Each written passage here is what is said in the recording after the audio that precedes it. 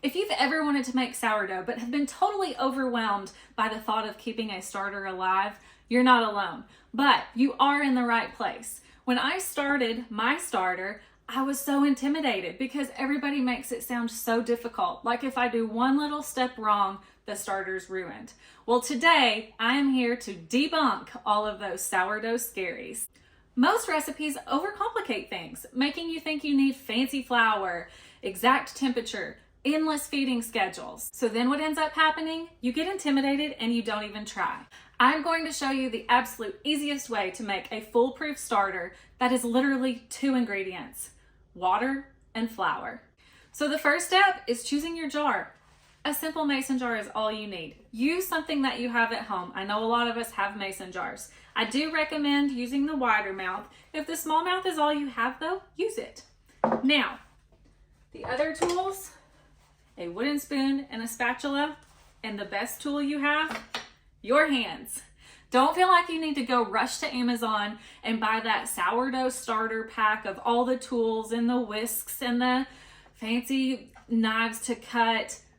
Friends, you don't need all of that. This starter is a year old. This is seriously all I've had. You are going to start with 1 cup of unbleached flour. Now that's very important to remember, unbleached. You do not want to use any form of bleached flour. Now you can use all-purpose flour, you can use bread flour, you can use whole wheat, just as long as it is unbleached. That is the key there. You can also use any brand. All right, let's get started on making your starter. To my clean mason jar, I'm adding the 1 cup of unbleached flour. To that flour, add just a little less than 1 cup of filtered room temperature water. And don't overthink this, y'all. If you're on city water, just use filtered or bottled water. We have both of our simple ingredients in our jar, so now it's time to mix it up. Try to avoid using metal utensils if you can. A wooden spoon works perfectly. And stir until you have a thick, pancake-like batter consistency. Once that's all incorporated, use a spatula to clean up the sides of the jar. After all, you want to be able to see what's going on inside there. And trust me, y'all, it helps with cleanup later. Sourdough starter dries pretty hard and it's a little difficult to clean up. Now cover the jar. No need to seal it tight. You want air to be able to release. You're basically just trying to keep any air particles floating around out of there. Now tuck that jar away in a warm spot in your kitchen to rest for 24 hours. Okay, it's day 2. Don't expect to see anything new really. I have a few little bubbles and a little liquid on the top. That liquid we will later refer to as hooch, means my starter is hungry. So let's feed it. Today we're discarding or throwing out half of our starter. Once your starter is alive and thriving, you can save your discard for yummy recipes that I'll be sharing. But for now, toss it. And as I mentioned earlier, it dries rock hard, so make sure and toss it in the trash and not your sink. Trust me, you don't want that stuff in your pipes. Now that you have discarded half, it's time to feed your starter. And you're going to use the same measurements as yesterday. 1 cup of unbleached flour, a little less than 1 cup of room temperature filtered water, then mix, cover, and rest again for 24 hours. And you may find you need a larger jar after all, as you see that I did here. In this 24 hours, again, don't expect to see anything happening really. In fact, when I started, I saw less bubbles the next day.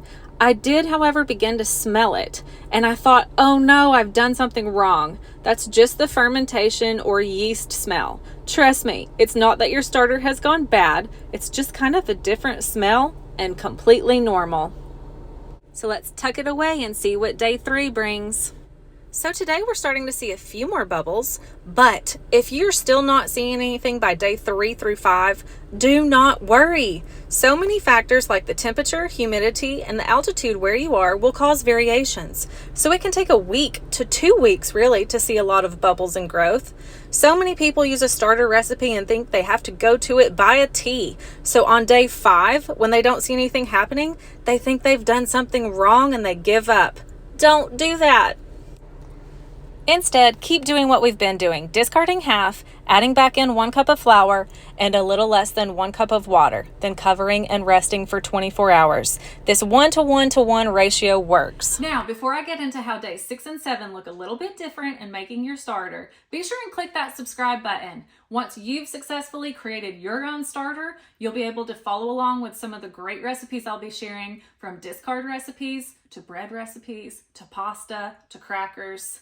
Okay, there's lots coming, so be sure and subscribe. You have officially made it to day 6 of making your own sourdough starter. You may be seeing your starter doubling in size, it may be bubbling over, or it may still just be growing a little and bubbling just a little bit.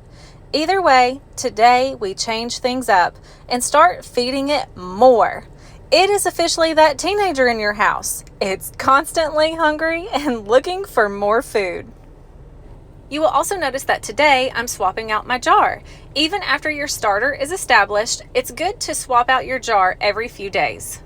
For days 6 and 7, you will continue to discard and feed the same way we have been, but you will do so 2 times a day. Keeping that same 1:1:1 ratio, discard half of your starter into the trash, add 1 cup flour back in, a little less than 1 cup of water, mix and cover. You are going to do this once in the morning and then once again in the evening. If you're still not seeing the growth you want, try simply moving the spot where you are keeping your starter at night. Sometimes simply putting it in the microwave to sleep is all that it needs. Some even say the oven, but okay, my luck, I would forget, preheat my oven to cook something and cook my starter. So the microwave is a safer bet for me. Just remember, every environment is different, so if you're not seeing your starter double in size, just continue feeding 2 times a day. I promise it will double soon. It is day 8 and my starter has doubled in size. It is full of bubbles, so we are going to use the float test to see if it's ready to use for baking. For the float test, simply take a jar with a little lukewarm water. Now drop about a tablespoon of your starter into that water. If it floats, you are ready to bake.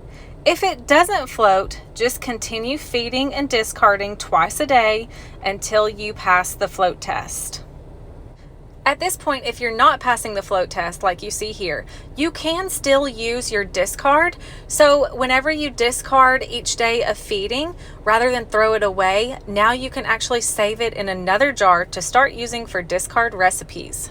As far as maintaining your now thriving sourdough starter, if you're not going to be using it, simply put it in the fridge.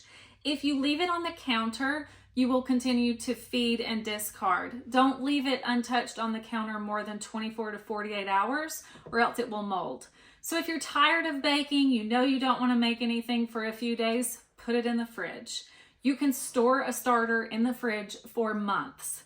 In fact, some people even say a year plus.